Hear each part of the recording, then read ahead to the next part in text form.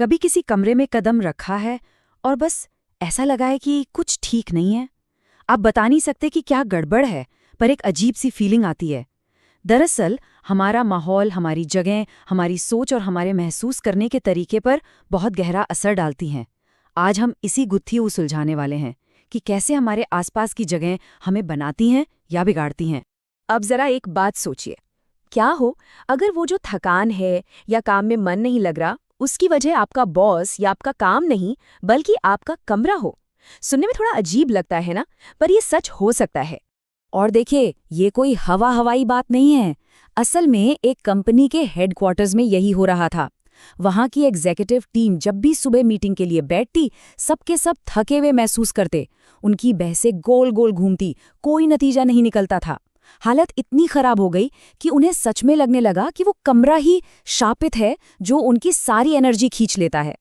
तो आखिर उस कमरे में गड़बड़ थी क्या? इसका राज छिपा है भारत के प्राचीन वास्तुशास्त्र में। वास्तुशास्त्र के हिसाब से किसी भी बिल्डिंग का उत्तर पूर्व कोना, जिसे ईशान कोण भी कहते हैं, सबसे जरूरी होता है। इसे एक तरह से घर का एंट्री गेट समझिए, जहां से जीवन देने वाली एनर्जी, रोशनी और ताज़ी हवा अंदर आती है। तो पारंपरिक डिजाइन में क्या होता है कि अगर ये कोना, ये दरवाजा बंद हो या ब्लॉक हो तो इसे एक बहुत बहुत बड़ा दोष माना जाता है। मान्यता ये है कि ये अच्छी एनर्जी के फ्लो को रोक देता है, जिससे वहां रहने वालों की जिंदगी में, उनके काम में एक ठहराव सा आ जाता है।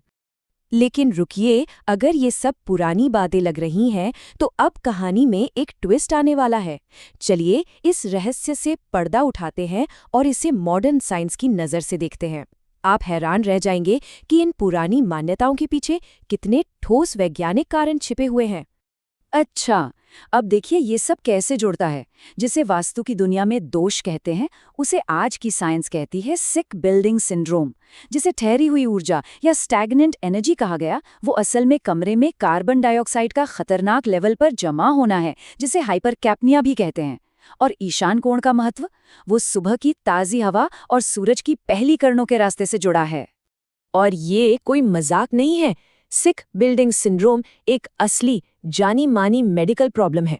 जब किसी बिल्डिंग में ताज़ी हवा ठीक से आ जा नहीं पाती तो वहां रहने वाले लोग अक्सर सिर दर्द, थकान और बेचैनी महसूस करते हैं। इसका सीधा असर उनकी सेहत और काम करने की काबिलियत पर पड़ता है।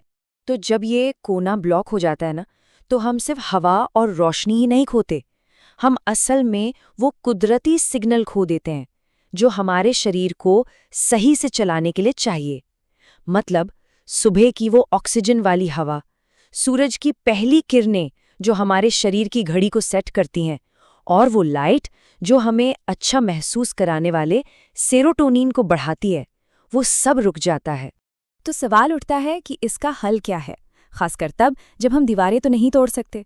तो जवाब है टेक्नोलॉजी। जी हाँ, हम बिना किसी तोड़फोड़ के इंजीनियरिंग की मदद से उस बंद कोने के सारे फायदे वापस ला सकते हैं।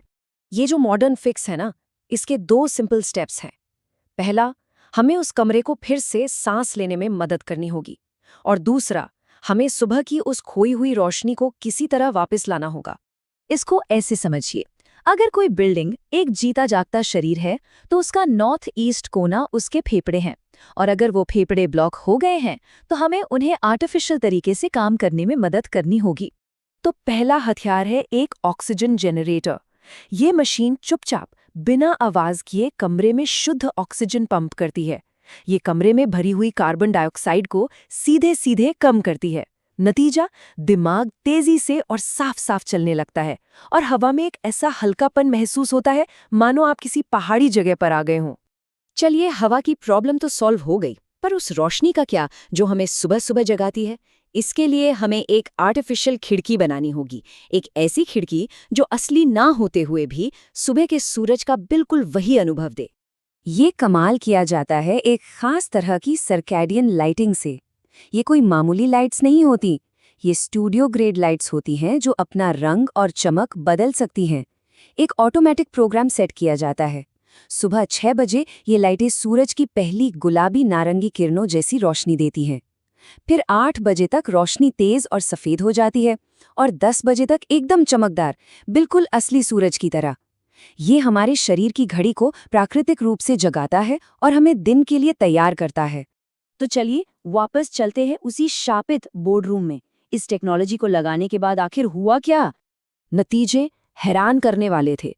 जो हवा पहले भारी और घुटन भरी थी, अब वो हल्की और ऑक्सीजन से भरपूर थी। जो रोशनी पहले बेजान और आर्टिफिशियल थी, अब वो कुदरती महसूस होती थी, जो दिन के साथ बदलती थी। और सबसे बड़ा बदलाव, वो थकी हुई और आपस में बहस करने वाली टीम अब अलर्ट, फोकस्ड और प्रोडक्टिव बन चुकी थी। कमरा वही था, पर माहौल पूरी तरह बदल चुका था।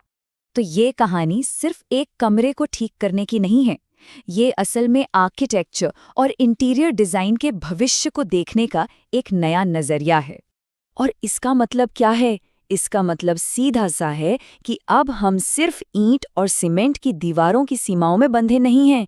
टेक्नोलॉजी हमें वो ताकत देती है कि हम इमारतों की उन कमियों को भी दूर कर सकें जिन्हें पहले ठीक करना नामुमकिन लगता था। तो आखिर में बात घूम फिरकर वहीं आ जाती है। नॉर्थ ईस्ट सिर्फ एक दिशा का नाम नहीं है, ये एक एहसास है। ताज़ी हवा में सांस लेने का और कुदरती रोशनी को महसूस करने का। ये हमारी बुनियादी ज़रूरतें हैं। तो आखिर में ये सवाल हम सबको खुद से पूछना चाहिए। अपने घर को देखिए, अपने ऑफिस को देखिए। क्या वो जगहें हमारी सेहत और तरक्की में मदद करने के लिए बनी हैं, या अनजाने में ही हमारे खिलाफ काम कर रही हैं? ये एक ऐसा सवाल है जिसके बारे में सोचना बहुत ज़रूरी है।